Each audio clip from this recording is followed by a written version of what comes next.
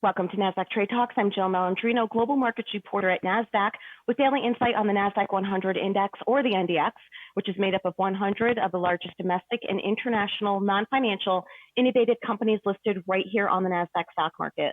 The NDX has been the barometer for U.S. large cap growth and also one of the best performing indexes over the last decade and a half, not to mention one of the most liquid index ecosystems in the world.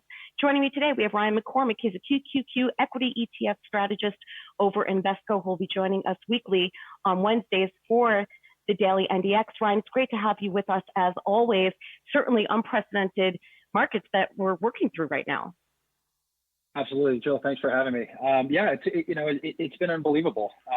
Particularly over the past month or two, the precipitous slide that we saw, and then thankfully we had some significant government intervention, which certainly kind of gave a little bit of at least relief to investor psyche and sentiment. And since then, we've seen a pretty decent rally.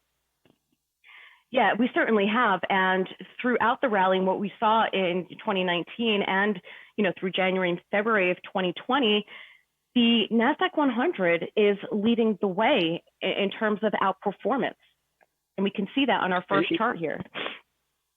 Yeah, I mean, I think as you're looking at the year-to-date chart, QQQ and Nasdaq-100 sort of picked up where it left off last year with significant outperformance through the middle of February. And then, of course, we kind of hit our peak on February 21st, which and essentially QQQ had built up a pretty sizable lead over both S&P 500 and Russell 1000. Since the decline and subsequent rally, Qs has held that outperformance, besting the S&P by over 11% year to date. So, I think we're continuing a lot of the themes from late 2019. The cream kind of rises to the top, and some of these large holdings within QQQ have held up better than most. All right, and let's take a look at our next chart here, drilling down into sector performance. There are two that are in the green for the year. Yeah, which is pretty surprising. Maybe unsurprising at some of the consumer discretionary names, right? Not surprisingly led by Amazon.com. They've seen unbelievable web traffic heading to kind of their Amazon Prime members as people are struggling to try to get household essential services, and it seems like some of those supply chain issues have since subsided. But Amazon.com again has been one of the stellar performers, as well as Tesla.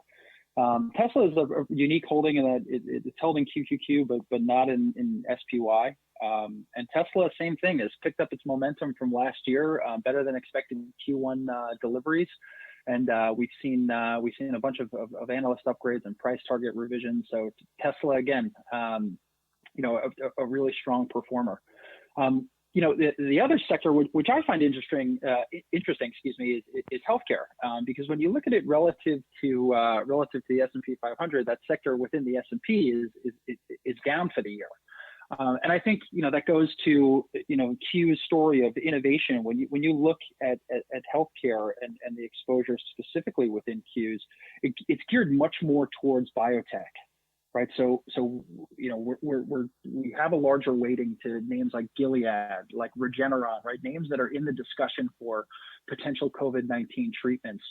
Where as you look at the S&P, much more exposure to large cap pharma.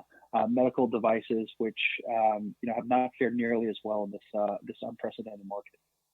All right, Ryan, and to wrap up here, 16 Nasdaq-100 companies have reported or will report this week. What are you going to be looking for there?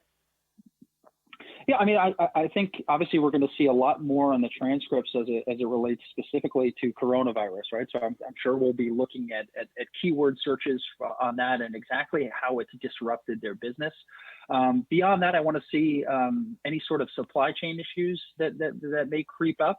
But I think as you look at the heavyweights, next week is going to be a very busy week with Apple, with Microsoft, with Amazon, with Facebook, with Google, all reporting.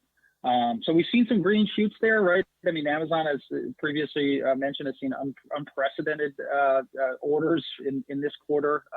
You see something like a Microsoft, right? A lot more web traffic going to them, as they have a number of different functions, including Microsoft Teams, that a lot of folks have been using to stay connected in the workplace.